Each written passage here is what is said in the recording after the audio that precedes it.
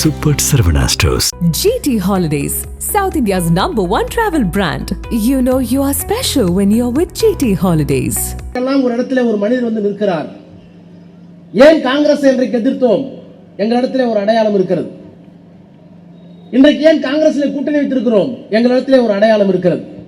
இந்த வேறுபட்ட அடையாளங்கள் ஒரே இடத்தில் இருந்து அரசியல் சட்டத்தை எப்படி காப்பாற்றுகிறது? அங்கே ஒரு அடையாளம் இருக்கிறது. இந்த மூன்று அடையாளமும் ஒரு இடத்திலே சங்கமிக்கிற புள்ளிதான் தமிழ்நாடு. அந்த மனிதர் தான் முத்துவேல் கருணாநிதி ஸ்டாலின். காங்கிரஸ்காரருக்கே புரியவில்லை. அன்பிற்குரிய சகோதரி பிரியங்கா காந்தி இடத்திலே வெளியிலே வந்து கேட்டார், இவையெல்லாம் நடந்ததா என்றெல்லாம் கேட்டார். அதற்கும் பதில் சொன்னேன். எப்படி சொன்னேன் தெரியுமா? இந்த அவைக்கு ஒன்று தெரியாது. மாண்புமிகு சபாநாயகர் அவர்களே, இங்கே இருக்கிற மோடிக்கோ இங்கே இருக்கிற அமித்ஷாவுக்கோ ஒன்று தெரியாது. எல்லோரும் மிசா மிசா என்று சொல்லுகிறீர்கள். அந்த மிசாவிலே இருந்துவிட்டு அதற்கு பிறகு நீங்கள் ஏன் காங்கிரஸோடு கூட்டணி வைக்கிறது கேட்கிறீர்கள். காரணத்தை நான் சொல்லுகிறேன். பெஞ்சமின் மொலாய்சி என்று ஒரு கவிஞன் இருந்தான் தென்னாப்பிரிக்காவில். தென்னாப்பிரிக்காவில் கருப்பர்களுக்கும் வெள்ளையர்களுக்கும் போர். கருப்பர்கள் அடிமையாக நடத்தப்பட்டார்கள். அவர்கள் எல்லோரும் சந்தை பொருளாக விற்கப்பட்டார்கள். எவ்வளவு உயரம், எவ்வளவு மார்பகலம், எவ்வளவு திறன், அவனுக்கு ஒரு விலை, அவனை விட்டுவிடலாம். அவர்களை ஒரு கமர்ஷியல் லக்கேஜாக வைத்திருந்தார்கள், வணிக பொருளாக விற்றுக் கொண்டிருந்தார்கள். அப்படியெல்லாம் இருந்த காலத்தில் பிறகு வந்தவர் தான் நெல்சன் மண்டேலா. அந்த நெல்சன் மண்டேலா தன்னுடைய 27 ஆண்டுகளை சிறையிலே கழித்தானே, அந்த காலகட்டத்தில் அவனுக்காக குரல் கொடுத்த ஒரு கவிஞன் பெஞ்சமின் மொலாய்சி. அந்த பெஞ்சமின் மொலாய்சி எழுதிய ஒரு கவிதையில் ஒரு பெண் வருகிறாள். அந்த பெண்ணே ஒரு கவிஞர். நான் நாடாளுமன்றத்தில் சொன்னேன். அந்த பெண் சிறைப்படுத்தப்படுகிறாள். எதற்காக? அந்த வெள்ளை ஆட்சியினுடைய உக்கிரத்தை, அந்த வெள்ளை ஆட்சியினுடைய சர்வாதிகாரத்தை எதிர்த்து பேசினால், பாடினால், கவிதை எழுதினாள் என்பதற்காக அந்த பெண்ணை சிறைக்கு அனுப்புகிறார்கள். காவல்துறையினர் பிடிக்கிறார்கள். பிடித்து காவல் நிலையத்தில் வைத்து விசாரிக்கிறார்கள். விசாரித்து விட்டு நீதிமன்றத்தில் கொண்டு போய் சேர்க்கிறார்கள். நாடாளுமன்றத்தில் நான் சொன்னேன். நீதிமன்றத்தில் கொண்டு போய் நிறுத்தப்பட்ட அந்த பெண்மணியை நீதிபதி பார்த்து கேட்கிறார். அது கேட்க வேண்டிய வழக்கம். அதுதான் குற்றவியல் நடைமுறை சட்டத்தில் இருக்கிற நடைமுறை. அதுதான் இங்கேயும் இருக்கிறது. யார் ஒரு கைதியையும் அவர்களை போலீஸ் சிறைப்படுத்தினால் நீதிமன்றத்திற்கு கொண்டு போய் 24 மணி நேரத்திலோ அல்லது அவருடைய ஒத்துழைப்பை பெற்று, அனுமதியை பெற்று 2 நாட்கள், 3 நாட்கள், 4 நாட்கள் விசாரிப்பதற்கு அனுமதி பெற்று அதற்கு பிறகு கொண்டு போய் நீதிமன்றத்தில் நிறுத்த வேண்டும். அப்படி பெண்ணாக இருந்தால் அந்த நாட்டினுடைய சட்டம் என்ன சொல்லுகிறது என்றால், அந்த பெண்ணுக்கு ஏதாவது கொடுமை நிகழ்த்தப்பட்டதா போலீஸ் ஸ்டேஷனில், காவல் நிலையத்தில் என்று விசாரித்து எழுத வேண்டும். நீதிபதி கேட்கிறார். அந்த பெண்ணை கொண்டு போய் நிறுத்துகிறார்கள். பக்கத்திலே 4-5 காவலர்கள், கையிலே லத்தி இருக்கிறது. அந்த பெண்ணை பார்த்து கேட்கிறார் நீதிபதி, அம்மா, இந்த 4 நாட்கள் 5 நாட்களாக உங்களை விசாரித்தார்களே, அந்த காவல் நிலையத்தில் உங்களுக்கு ஒன்றும் துன்பம் நேரவில்லையே என்று கேட்கிறார். நம்மளும் அப்படிதான் சொல்றோம். அடியெல்லாம் வாங்குறோம், உதையெல்லாம் வாங்குறோம், யாரும் சொல்றது இல்லை. இந்த ஆட்சியில் இல்லை, அந்த ஆட்சியில். எந்த ஆட்சியில்? முகம் அழகா இருக்கு என்ன விட கேட்டா ஆசீர்வாதம் ஆட்சி இருக்கின்றது. சுப்பிரமணிய சாமி உயர் நீதிமன்றத்துக்கே போக முடியல, அடிச்சு விரட்டி விட்டு ஆட்சியெல்லாம் இருந்தது. இப்ப பேசுறாங்க சட்டம் ஒழுங்கு சரியில்லைன்னு. சட்டம் ஒழுங்கு சரியில்லைன்னா உங்க அம்மாவை போய் எழுப்பி கேட்கணும், எங்களை கேட்கக்கூடாது. அப்போ அந்த பெண் கவிஞரை பார்த்து, உனக்கு சட்டமன்றத்தில், காவல் நிலையத்தில் ஏதாவது கொடுமை நிகழ்ந்ததா? அந்த பெண் சுற்றுமுற்றும் பார்க்கிறாள். போலீஸ்காரர்கள் கண்களால் மிரட்டுகிறார்கள். அவள் சொல்லுகிறாள் நீதிபதியத்தில், எனக்கு எந்த கொடுமையும் நடக்கவில்லை. கணம் நீதிபதிகளே, ஒன்றே ஒன்று, என் பக்கத்தில் இருக்கிறார் இந்த போலீஸ்காரர், அவர் கையிலே இருக்கின்ற லத்திக்கு விந்து பீச்சுகிற ஆற்றல் இருந்தால் நான் இந்நேரம் கற்பம் தெரித்திருப்பேன் என்று சொல்லிவிட்டு அழுகிறார். நீதிபதிக்கு புரிந்து விட்டது.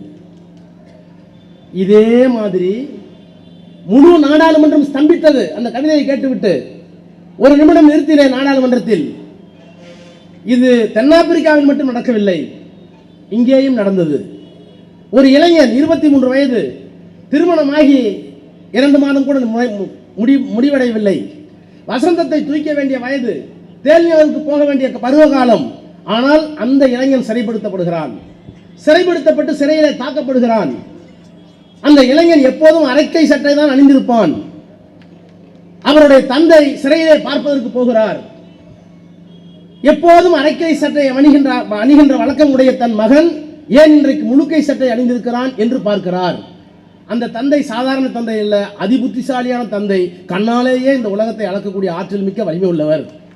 அவர் கேட்கிறார் தன் பையனை பார்த்து, என்ன முழுக்கை சட்டை போட்டிருக்கிறாய், உன்னை அடித்தார்களா என்று கேட்கிறார். அந்த இளைஞன் 23 வயதில் அவ்வளவு திடகார்த்தத்தோடு, எனக்கு ஏற்பட்ட காயத்தை பற்றி கவலைப்படாதீர்கள், தேசத்திற்கு ஏற்பட்ட காயத்தை, ஜனநாயகத்துக்கு ஏற்பட்ட காபத்தை காப்பாற்றுங்கள், என்னை பற்றி நீங்கள் கவலைப்பட வேண்டாம் என்று இளைஞன் சொன்னான். அந்த இளைஞனுக்கு பெயர் முத்துவேல் கருணாநிதி ஸ்டாலின், அந்த தந்தைக்கு பெயர் கலைஞர் மு கருணாநிதி என்று சொன்னேன். நாடாளுமன்றம் ஸ்தம்பித்தது. அதற்கு பிறகு நாங்கள் கூட்டணி சேர்ந்தோம். இந்த தவறுகளுக்கெல்லாம் இந்திரா காந்தி நேரடியாக பொறுப்பேற்க முடியாது. அவர் கொண்டு வந்த சட்டத்தின் பெயரால் இங்கே இருந்த ஒரு போலீஸ் அதிகாரி செய்தார். இந்த கொடுமைகளை எல்லாம் செய்த நேரத்தில் மீண்டும் எங்களோடு கூட்டணியை வைத்து இதே கடற்கரையில் வந்து நடந்த தவறுகளுக்கெல்லாம் மனம் திறந்த பகிரங்கமான மன்னிப்பை கேட்டார். ஜனநாயகத்திற்கு ஆபத்து வந்தது அப்போது. ஆனால் அந்த ஜனநாயகத்திற்கு ஆபத்து வந்ததை ஒப்புக்கொண்டு நாடாளுமன்றத்தில் நடந்ததற்காக நான் வருந்துகிறேன், மன்னிப்பு கேட்கிறேன், இனிமேல் அப்படி நடக்காது என்று ஜனநாயக ரீதியாக தன்னுடைய வாக்குமூலத்தை ஒப்புவித்த தலைவிதான் இந்திரா காந்தி. ஏன்னா நேருடைய புள்ள. அதனால தான் நாங்கள் சொல்றோம், உங்க அப்பா வந்தாலும் சொல்றது உங்க அப்பன் அல்ல. உங்க அப்பா வந்தான்னு சொன்னா ஹெட்கே வர, உங்க அப்பா வந்தான்னு சொன்னா ஆர்எஸ்எஸ் தலைவர்களை, உங்க அப்பா வந்ததுன்னு சொன்னா உங்களுடைய முன்னோடிகளை. உங்க அப்பா பத்தி எங்களுக்கு என்ன கவலை? உங்களுக்கே உங்க மனைவி பத்தி கவலை இல்லை, எங்களுக்கு என்ன கவலை? இல்லை, அதெல்லாம் ஒன்றும் இல்லை. உங்களுடைய சித்தாந்தவாதிகள் யார் மூணாவது இருந்தாலும் அவர்களை பற்றி எங்களுக்கு கவலை இல்லை. அந்த முதலமைச்சர் தான், அந்த 23 வயது இளைஞர் தான் இன்றைக்கு தமிழ்நாட்டுடைய முதலமைச்சர். நான் நாடாளுமன்றத்தில் கேட்டேன், இந்த அனுபவத்தோடு இந்தியாவில் சமகாலத்தில் முத்துவேல் கருணாநிதி ஸ்டாலின் என்ற மனிதரோடு ஒப்பிடக்கூடிய இன்னொரு தலைவனை காட்டுங்கள் என்று கேட்டேன். காட்ட முடியாது, யாரும் கிடையாது. அப்படிப்பட்ட பல தலைவர் தான் இன்றைக்கு தமிழ்நாட்டுடைய முதலமைச்சர். எத்தனை திட்டங்கள் நீங்க சுருக்கமா முடிச்சிட. இந்த ஆட்சி வரும்போது நிலைமை என்ன? ஒருத்தர் மூஞ்சி ஒருத்தர் தெரியாது, ஃபுல்லா கொரோனா, ஒருத்தர் மூஞ்சி ஒருத்தர் தெரியாது. முதலமைச்சரை காசு தர தான் போனார். எங்க பார்த்தாலும் மரண ஓலம், எங்க பார்த்தாலும் பிரேதம், ஆக்சிஜன் இல்ல, மருந்து இல்ல, ஆஸ்பத்திரியில. இவர் எப்படி சமாளிக்க போகிறார்? உச்சகட்டத்திலே நோய், இன்னொரு பக்கத்தில் 6 லட்சம் கோடி கடன் எடப்பாடி பழனிசாமி வச்சிருக்க கடன், ஒரு பக்கத்தில் கடன், ஒரு பக்கத்தில் கொரோனா. முதலமைச்சராக பொறுப்பேற்கிறார். பொறுப்பேற்ற 3 மாதத்தில் சென்னை முழுக்க நனைகிறது, மூழ்குகிறது, பெரிய வெள்ளம். என்ன பண்ண முடியும்? ஆனா வாக்குறுதி என்ன கொடுத்தோம்? நாங்க ஆட்சிக்கு வந்தா 4000 ரூபாய் கொடுப்போம் கார்டுன்னு சொன்னோம். எப்படி கொடுக்க போகிறார்? ஆனால் கொடுத்த முதலமைச்சர் இந்த முதலமைச்சர். இப்படி தொடங்கிய ஆட்சி எங்களுக்கு வர வேண்டிய கல்வித்தொகை 4000 கோடி வரல.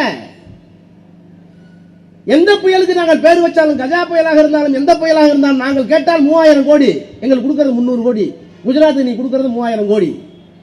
இவ்வளவு பிரச்சனையை வைத்துக் கொண்டு ஒரு மனிதர் ஆட்சியை நடத்துகிறார், அது பெரிதல்ல. ஆனால் இவ்வளவு நெருக்கடிக்கு பிறகும் எங்களுடைய சித்தாந்தம் இருக்கிறது. ஏன் அவருக்கு பேர் ஸ்டாலினிசம்?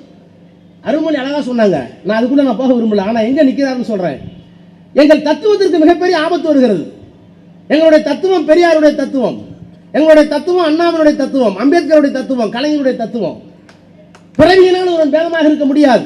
என்னை விட அறிவால் ஒருவன் பெரியவனாக இருக்கலாம், என்னை விட வருமானத்தில் ஒருவன் பெரியவனாக இருக்கலாம், என்னை விட உடல் பலத்தில் ஒருவன் பெரியவனாக இருக்கலாம். அதையெல்லாம் நான் ஏற்றுக்கொள்ள வேண்டும். என்னை விட மார்க் கூட வாங்கியிருந்தா நான் பெரியவன் தானே, என்னை விட பலசாலியாக இருந்தால் பெரியவன் தானே, என்னை விட நேர்மையானவன் இருந்தால் பெரியவன் தானே, என்னை விட ஒழுக்கம் உள்ளவனாக பெரியவன் தானே. ஒருவேளை எங்க இடத்துல ஒரு கெட்ட பழக்கம் இருந்தால் அந்த கெட்ட பழக்கம் அண்ணன் சத்யராஜுக்கு இல்லைன்னா நான் அவருக்கு மரியாதை கொடுக்கணும். இல்லை, என்கிட்ட புகைப்பிடிக்கிற வழக்கு இருக்கு, அந்த வழக்கு கூட அவருக்கு இல்லை. என்னை விட ஒரு நல்லவர், அது அவராக பெற்றுக்கொண்டது. நீ சம்பாதிச்ச பணம் ஒண்ணுது, நீ வாங்கின டிகிரி ஒண்ணுது, நீ பெற்ற ஒழுக்கம் ஒண்ணுது, எல்லாம் நீ சம்பாதிச்சது. சாதி நீ சம்பாதிச்சதா? என்ன பெரியவன் சொல்லிக்கிற சாதி சம்பாதிச்சதா? நீ சம்பாதிக்கல.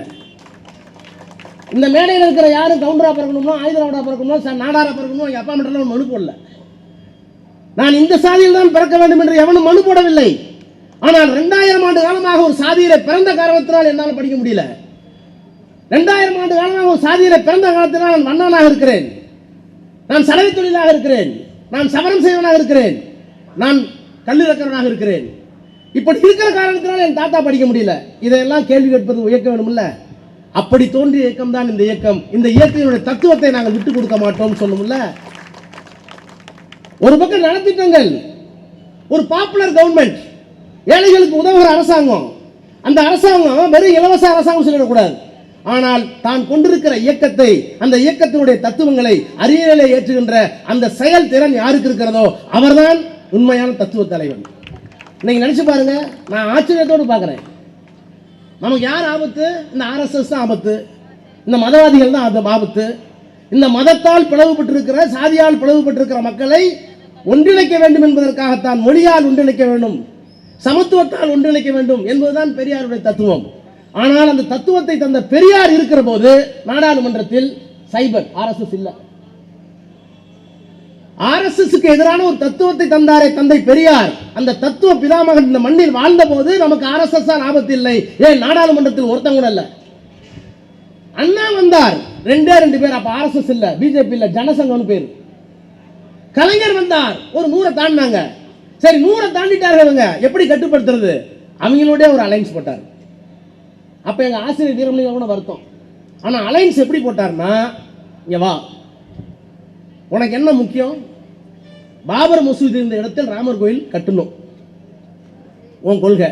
2வது கொள்கை, காஷ்மீருக்கு கொடுக்கப்பட்டிருக்கிற சிறப்பு அதிகாரம் அதை தூக்கணும். 3வது பொது சிவில் சட்டம்.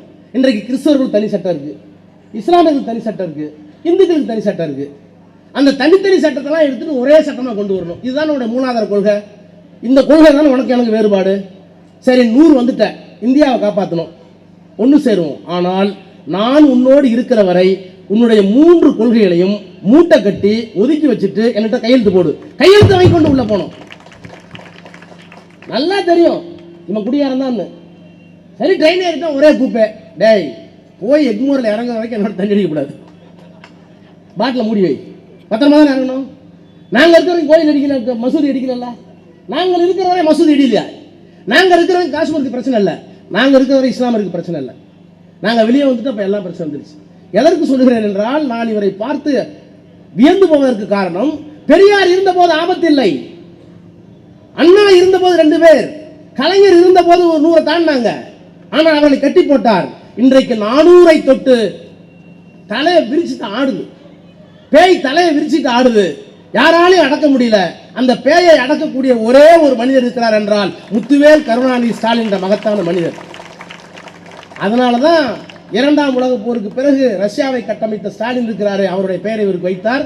எனவே ஒரு நல்ல அரசாங்கம் மட்டுமல்ல, நலத்திட்ட அரசாங்கம் மட்டுமல்ல, அதையும் தாண்டி நம்முடைய கொள்கைகளை காப்பாற்றும் ஒரு மகத்தான தலைவனை நாம் முதலமைச்சராக பெற்றிருக்கிறோம். இந்த தத்துவம் இருக்கிற வகைதான் தமிழன் வாழ்வான், தமிழ் வாழும். எனவே அந்த தத்துவம் ஆள வேண்டும் என்று சொன்னால் இந்த தலைவன் இந்த நாற்காலியில் நீடிக்க வேண்டும், 100 ஆண்டுகள் நீடிக்க வேண்டும். அதற்கு எல்லோரும் ஒத்துழைப்போம் என்று சொல்லி அவர் வாழ்க என்று சொல்லி விடைபெறுகிறேன். நன்றி, வணக்கம். நக்கீரன் டிவிக்கு சப்ஸ்கிரைப் செய்யுங்கள். உங்கள் ஆதரவே எங்கள் பலம். ஆசிரியர்களுக்கு நண்பனாகவும் மாணவர்களுக்கு ஆசானாகவும் திகழும் தேர்வு வழிகாட்டி. ஒவ்வொரு பாடத்திற்கும் அனுபவமிக்க ஆசிரியர்களின் துல்லியமான தெளிவான விடைகள். CNC இருக்கு, தேர்வு பயம் எதற்கு? இது தீரன் பப்ளிஷிங் ஹவுஸ் விற்பனை வெளியீடு.